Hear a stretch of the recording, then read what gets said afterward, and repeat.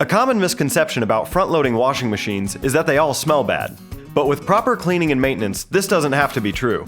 Here are some quick tips for keeping foul odors from developing. First, store a microfiber towel on top of your washer for easy access. After each load of laundry, quickly wipe down the rubber gasket, removing any excess water and grime that collects. Second, every other month, run what we call a clean cycle on your washer. There are several types of front-load washer cleaners available on the market. These cleaners do in fact make a difference. Follow the manufacturer's instructions when using these cleaners. Sometimes debris can collect in the washer trap. Follow the manufacturer's instructions for locating and cleaning the trap. We recommend doing this on a regular basis, about every 2 months.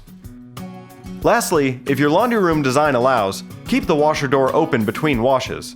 This will let the drum of the washer dry out completely. If you have any questions about this process, call 4U Home Inspection at 443-539-8710.